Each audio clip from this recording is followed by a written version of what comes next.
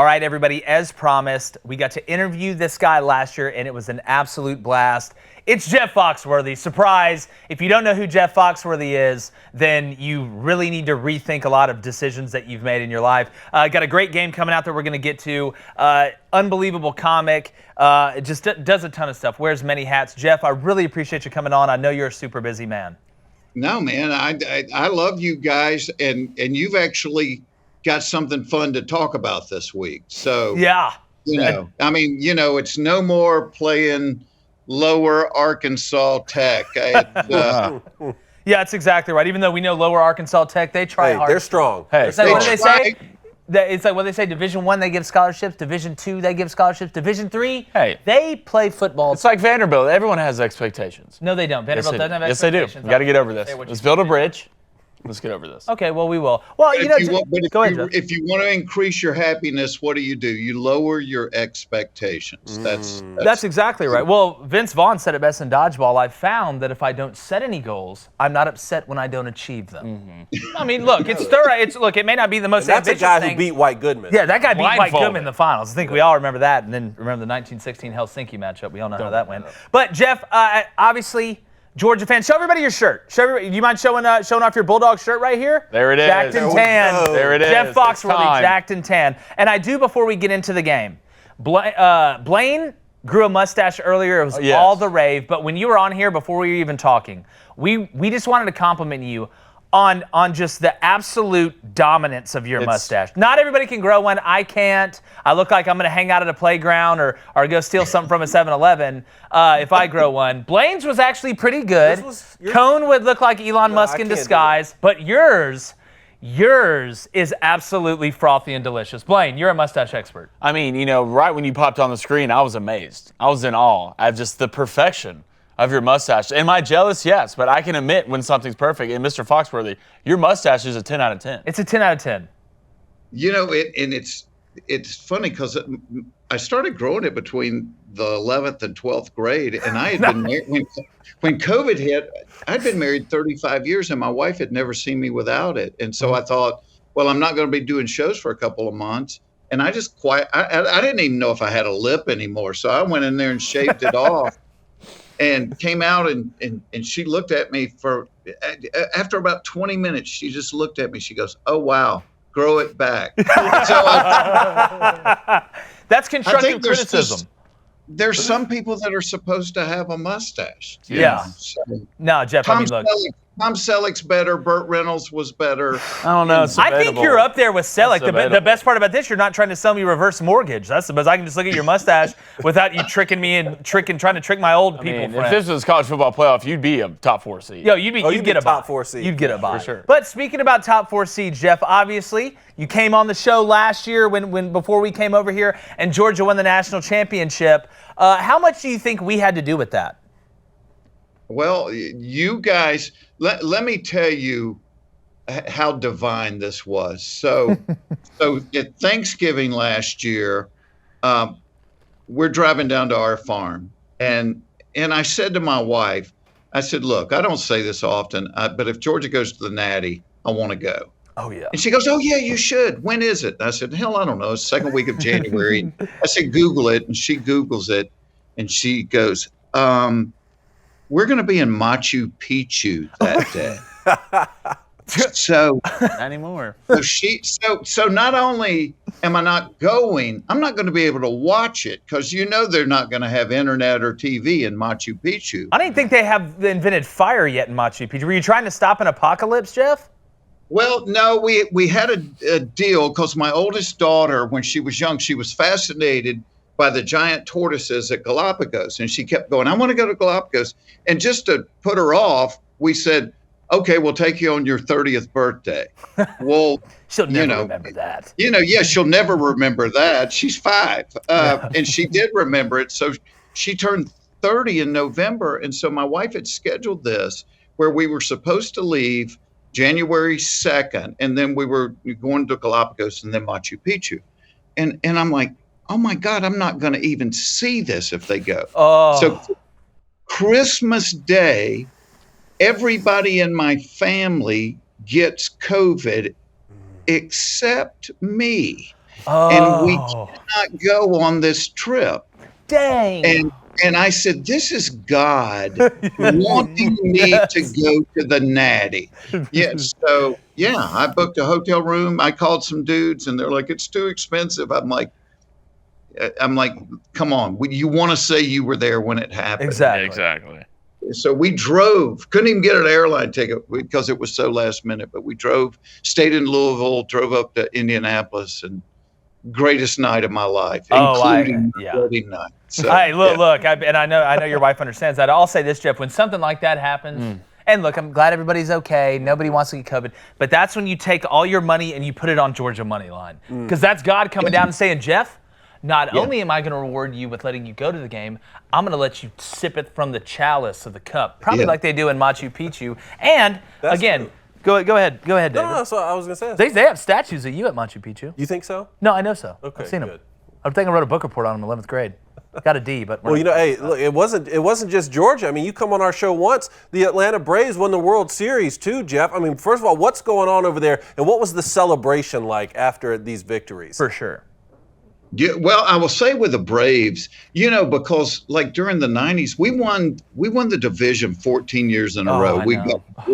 We got one World Series out of it. So it was kind of like, I likened it to dating like a prostitute, and you take her back every spring, Yes. and you're like, you're not going to break my heart this year, right? You're not going to. No, I'm not. And so you date her all spring and summer, and then come the fall, you get a note from one of your buddies. Hey, dude. She's walking the streets.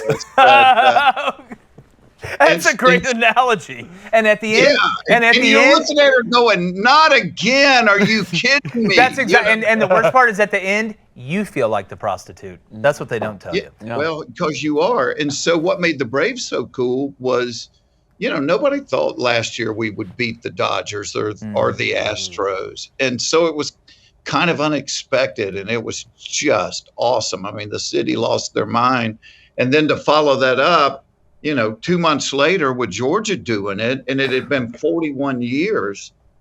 Yeah, so my grandson is a year and a half old. He's never had a baseball or football season that we didn't win it all. Yeah, it's like Cone's son. Hey. He's never seen Michigan lose Ohio State. My son was born last August. He's seen the Braves win the World Series. Michigan beat the Buckeyes. I tell you, I'm saying right now it's downhill for. It's all downhill. I don't want to hear you complain as a teenager. Yeah, that's exactly right.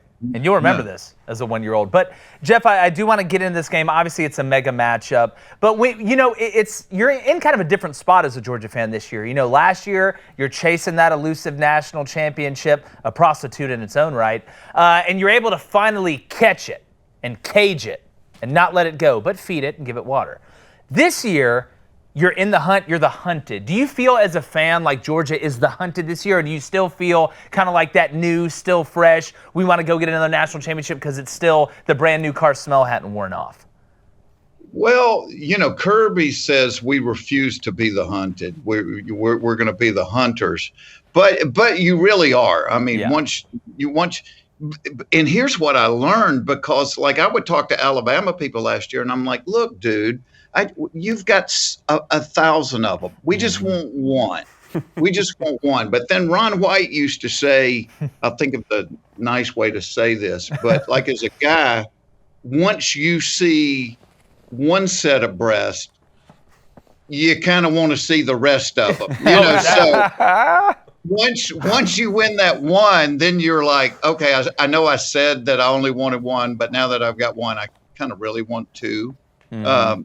But it's hard. I mean, look how many people, we sent 15 guys to the draft. Yeah. I mean, Georgia hadn't sent that many guys to the draft since Vietnam. No, combined. Yeah.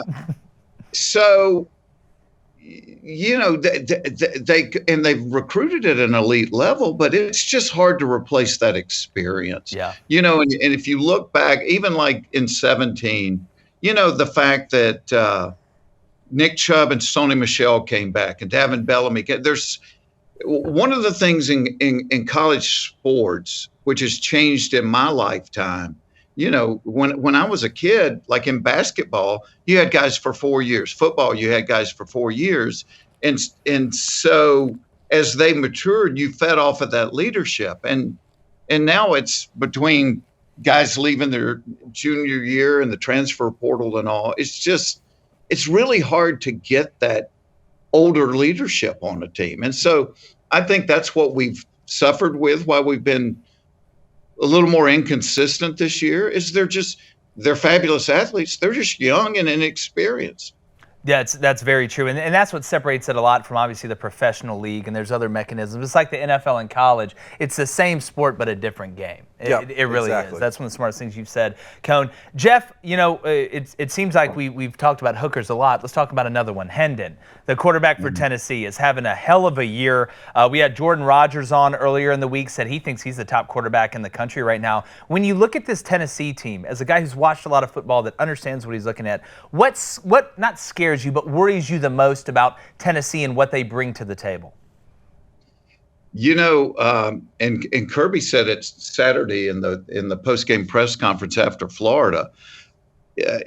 I think, for the casual fan, they look at Tennessee and all they think is it's an air show and they light it up. But Kirby said the reason Tennessee throws so well is because they run so well. Yeah. Tennessee actually runs the ball more than Georgia does, which nobody, a casual fan, wouldn't think. And so you have to respect that run game. You sit there and watch them, and their splits. Their splits on the line are tighter, but then their wide receivers, they're 2 feet off the sideline, and so it just creates these giant gaps out there. And I think the key to Georgia is you've got to try to make them one-dimensional. When Tennessee played Pittsburgh came with their ears back, and they didn't I think if you let Hooker stand on his spot, you're going to lose. And the Alabama rushed 3, and the whole game I'm watching that going, man, Alabama's just not moving him off the spot at all. And I don't know if you can beat him doing that, but I know it's really hard to beat him if you don't get him off of that. That's exactly right. It's like, why shooting a free throw is easier than shooting a three-pointer. You can be on the same spot every time as opposed to moving when you're shooting a three-pointer. And speaking about Hooker, he's the most dangerous one since Eileen Warnos. So there we go. That's my joke. Cone, Blaine, go ahead. Oh, yeah, for sure. Well, let's go ahead and I want to ask you this. I would like to get your opinion on this. What do you thought? The college football is 4. They're expanding it to 12. Did you like the number 12, or you thought it should have been less or more? I think it probably should have been maybe 8. 8, you probably have some good games. I'm worried with 12, you're going to have that. There's a lot of those first round of games that are going to be blowouts. Because if you look at the last few years, when you get outside of that top 5, you could almost shuffle them. It's very rare that you look at somebody that's 10, 11, 12, and you think, if things fall together, these guys could win it all. It's just hard to do in football. It's easier probably to do in baseball. You can get hot for a couple of weeks in baseball. Yeah, look at the Phillies. Yeah. They're doing it right now. Yeah. And it's what the Braves did last year. Yep. They got hot at the end of the year and they won it all. But I think in football, just with depth and injuries and everything else, it's just harder to do. That's spot on. And Jeff, this isn't football related, but I just got to know, I can't quit looking at that buck to your right. Oh, it's a monster. The spread on that thing is amazing. Did you kill that? And oh my God, perfect. If you did, what planet did you kill that on? Yeah. I killed him in Kansas. Yeah. So a different planet. Killed him in Kansas. Yeah, that's a movie right there. He's just over 25 wide inside. So. That's you know what we call those? A moose. Oh God, I bet my heart would have been beating out of my chest. Well, Jeff killed it with his bare hands. A lot of people don't know that. Well, hey, Blaine, if it makes you feel any better, and it was on camera, I missed that deer the first time worse than I've ever missed a deer. I get it. And then he didn't know where the shot came from, and he ran about 10 or 15 yards and stopped, and then it was like somebody slapped me, and but people would come up to me like in the Home Depot and they go, "Holy cow, did you miss that deer bad the first time?" And all I could say was, And be like, well, I'm not going to miss you. I would say, well, first of all, only my laundry man knows for sure how shook up I really was. and B, I hope you see a deer once in your lifetime that does that to you. Exactly. You know. Yeah. So. Well, permission to tell a very quick story, David? Very quick. So I went hunting. I think this was one of the last 2 or 3 times I went hunting. No, this was up. This was Tuskegee. This is in Tuskegee. So I'm sitting in a box stand. All right, like it's just a set alone box stand overlooking a green field. And so we had just. I was probably 15, 16. I was just hunting by myself. Like I was just getting to the age where my father felt comfortable with me hunting by myself. So we're all at the campground, campfire, whatever you want to call it. And we go out, get on the 4-wheelers, go out to different spots. They drop me off, high five, let's go, don't miss. Aim small, miss small. He went Mel Gibson, the Patriot on me. So I get in the box stand. And so they keep, on the deer cam, there was this 8-point that they kept seeing like in the area. So I'm like, I'm locked. I'm like Rambo right now. It's You're like ready to go. All right, like Arnold Schwarzenegger. Like if the Predator popped out, I was going to see him, even if you had invisibility on.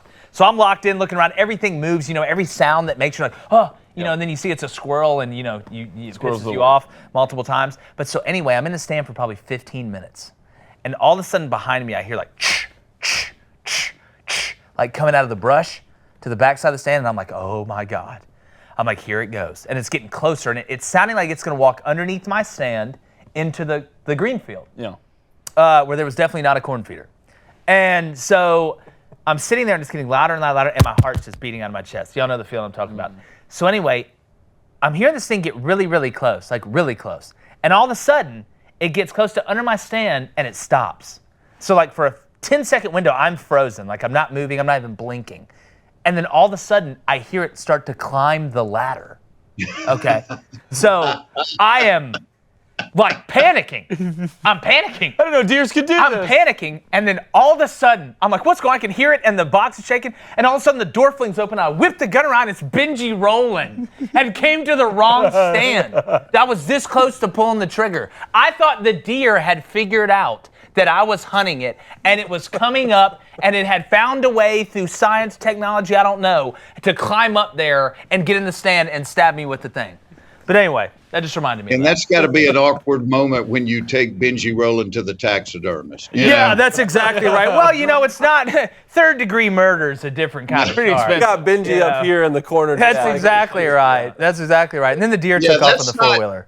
That's not. You've got possibility of parole somewhere down the line. Yeah, somebody will understand. They're not sending me like straight to Shutter Island or Arkham Asylum after that one. No. But anyway, football, David. What do you think? Well, Jeff, we have 5 picks here from the biggest games of the weekend. We want you to tell us the winners and losers of these games. Obviously, we'll save Georgia, Tennessee for last. But hey, number 6 Alabama goes on the road to number 10 LSU. Top 10 matchup here. What do you think about this one? Man, LSU's a hard team to put your finger on this year because they've looked really good and they've looked really bad. Is it a day game or not? It's an 11 a.m. game. At Death Valley. It's nighttime in Death Valley, Jeff. Oh, yeah. Here's the only thing: Alabama doesn't lose 2 in a row. I don't think. I think it'll be closer than a lot of people think, but I'll take Bama. Okay. How about you, boys? I agree with him. Okay. I agree 100%. I think it's going to be. I think LSU's going to cover. I think it's at 12 or 13. You're going down there. If LSU gets off to a bad start like they have, previously, basically in every big game they've played in, they've been able to come back and win some. I don't think they're going to be able to come back and beat Alabama. It's hard for me to bet against Bryce Young twice in a season. I do think they drop one at LSU or Ole Miss, but I don't think it's this one. I think Bama kicks a field goal to put it away. Okay, close one then. You go ride with LSU? No, give me Bama by 10. Really? Alabama's not losing another regular season game. Oh, yeah, you have the got a $100 bet on it. They have a $100 bet. $100. Blaine thinks Alabama's winning out. Well, I disagree with Matt Moscona that LSU can't win this football game. I think LSU certainly can win this game in Death Valley at night, but you still have Bryce Young. I'm going to roll with the Crimson Tide as well. How about number 24, Texas, with Steve Sarkisian? They go to number 14, Kansas State. This is a Kansas State team, Jeff, that just beat Oklahoma State 48-0. Top 25 matchup. Who do you like in that one? You know what? Kansas is a little. I mean, Texas is a little bit like LSU. Is sometimes they look great, and sometimes you're like, what the hell are they doing? Quinn Ewers, he's a good quarterback, but what K-State did to Oklahoma State, I think shocked everybody. So I'm going with K-State on this one. Yeah, and they did it with a backup quarterback. I mean, Will Howard came in there and absolutely balled. Don't know the status yet of Adrian Martinez if he's going to play. You know, off the rip, I wanted to pick Texas in this one. I really did because I'm a big believer in Quinn Ewers. Bijan Robinson's an absolute Lamborghini. But I think Kansas State has more of an identity than Texas does. I think Kansas State looks in the mirror and knows who they are. Am I a little bit overweight? Maybe. Am I a good talker? Definitely. I think they're more physical. I like Kansas State in a low-scoring game and because it's at home. And I like Kleiman. Give me Texas. Your boys. Texas You picked them to win Big 12, so I don't blame you. I think they're favored in this game. Give me Texas by at least a touchdown. By at least a favored right touchdown. now? By at least Dangerous. a touchdown. Look, after what I saw last week from Kansas State, that shocked me. I'm going to go with the Wildcats there. Maybe the deuce will get loose again. Dude, that little guy, well, he just hides in people's pocket. You can't see him. He's like a little Ewok It running really around is out there. unbelievable. Serious Darren Sproles vibes. Yes. All right, number 4, Clemson, who's already played some tough road games this season. They go on the road to Notre Dame. Now, Notre Dame is unranked, but they just beat Syracuse on the road. Who do you like in this one, Jeff? God, this is a tough one. My son-in-law is a giant Notre Dame fan, so I've watched Notre Dame quite a bit this year. They looked better last weekend than they have all year, and I know they lost to Stanford and all that, but Clemson has not convinced me, and I'm probably going against everybody on this. I think Notre Dame beats them at home. I don't think that's a crazy pick at all. Notre Dame plays up and down to their competition. We've seen that. They play one way against Ohio State, then they totally forget how to play against Marshall. I just feel when I look at this matchup, as much as I still don't trust DJU, even though he's shown a lot of growth, but it's kind of regressed lately. I don't trust Notre Dame's quarterback situation. I think to beat a team and a defense like Clemson with some of the aliens they have running around up front on that defensive line, you got to have a guy that can make those throws in small windows on the run. Drew Pine, I mean, again, he's about as accurate as me predicting what Blaine's going to do next. So that doesn't really work out well. Give me Clemson, a little bit closer than the experts think. I think Notre Dame plays well early, but give me Clemson late. Blaine? Defensive touchdown changes the game. I mean, over-under is 44 in this game, so it's going to be a lot of points. It comes down to how good does Notre Dame's defense play and what DJU's going to show up. You know, what DJU's going to show up. This game, I think Clemson wins by a field goal, but game-winning field goal. Game-winning. I think Notre Dame's going to play well. Is this going to be like a 19-15 game? Feels like it just feels like maybe it's going to be. There's going to be 2 safeties. You know, somehow they're going to figure out a way to score 1 point, not on an extra point. It just feels like crazy stuff's going to happen. I'm going to go with Mr. Jeff. Let's go. Notre Dame Fighting Irish. Colleen's going to partner it up there, buddy. Let's do it. All right. In the ACC, we have 2 more left here. In the ACC, you would think Miami, Florida State might be the biggest matchup of the weekend. That's how it was when I was growing up. But instead, it's the interstate matchup of number 21, Wake Forest, at number 22, NC State. Mr. Jeff, who are you taking there? Wake Forest and NC State's more important than Florida State and Miami. Okay. All right. So you know how like sometimes when you're betting, you do deep analysis on the game, and then sometimes you have to go off the rails. So my brother played middle linebacker at Duke, and this was back in the 80s. And to this day, he will not own a light blue shirt. He refuses to own a light blue shirt. And my wife's college roommate at Georgia, her son years ago, Riley Skinner, was the quarterback for Wake Forest. Yeah. And so I'm going Wake on this one for no other reason than it's, that's my analysis. Look, I'm going with Wake too. Devin Leary's out for NC State. I mean, they couldn't score with a blind chick right now. So I mean, it's not a good situation. Trust Sam Hartman. Again, look, the Demon Deacons, I'm not getting on the wrong side of that. I've seen The Conjuring. Give me Wake Forest. Wonder how long you two's going to keep this up. That'd be the real question. Give me... Anybody can be anything now. It's 2022, Blaine. What do you mean? Hey, you're a white male. You better calm down. You better stop being a misogynist. You better calm down. And give your pick. Let me get Wake Forest. Yeah. Give the Demon Deacons, baby. All Not right. Devin Leary. It matters. Look, NC State was my pick to win the conference. That didn't work out so much, and they were struggling even before Devin Leary went out. So clean slate here on this round. Give me the Demon Deacon, which brings us to the matchup of the weekend, Mr. Jeff, the Georgia Bulldogs against the Tennessee Volunteers. Oh, wow.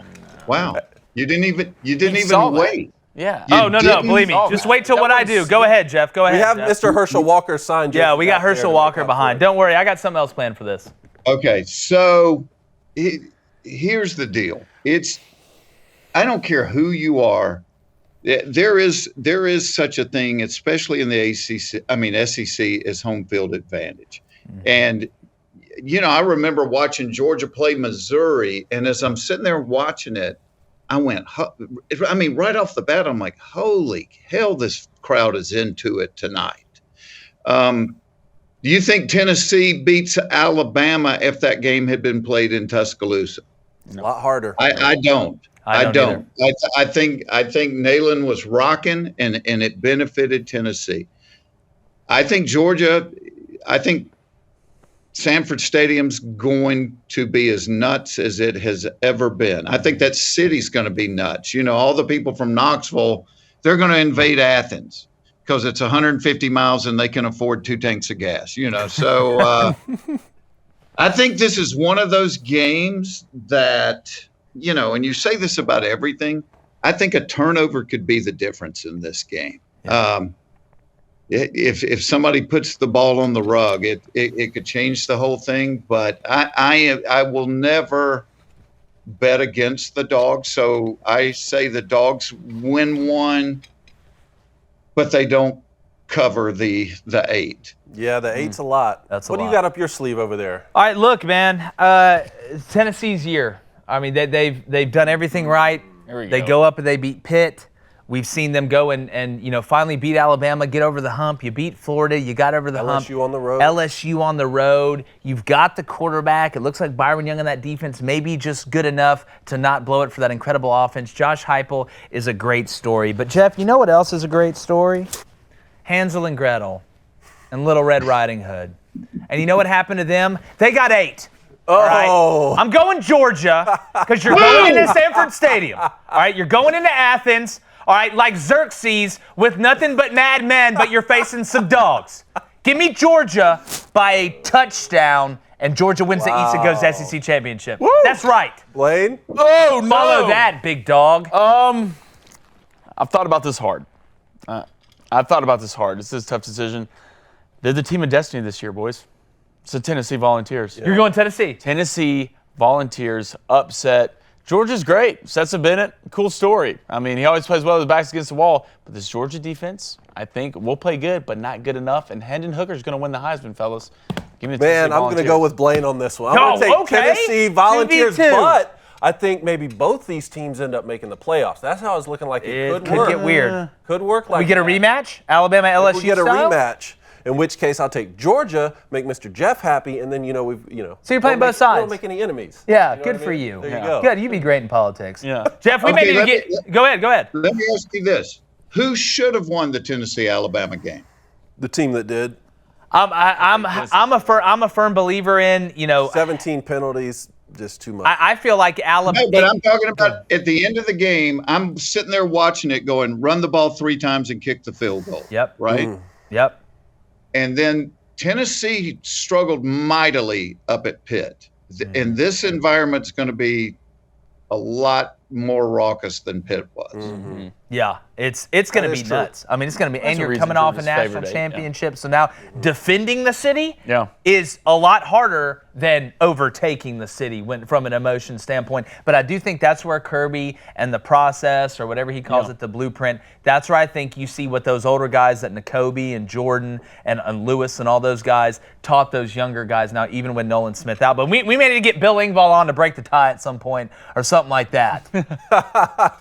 But Or Jeff, you could get Larry the Cable Guy on to talk about Nebraska football. How oh, about please, that? we got to We'd set love that up, that. Jeff. We got to We need set to set that up. Blaine's already seething right now. Yeah, Ready to go. Blaine would love to talk about Nebraska and Notre Dame and Texas A&M all at once, wouldn't you, Blaine? I will make that happen. I can make that Jeff, happen. that would make be that happen, great. We would Mr. love to Jeff. get Larry the Cable Guy on here. And guys, I do want to say something else, Jeff, that you got going. I know there's a lot of big college football stuff going on, but the second generation of Relative Insanity is out. No, I'm not talking about My Life as an Auburn Fan, the biography, which you can buy in stores in 2 months. But Jeff, Relative Insanity, second generation, dog, drop some knowledge on us.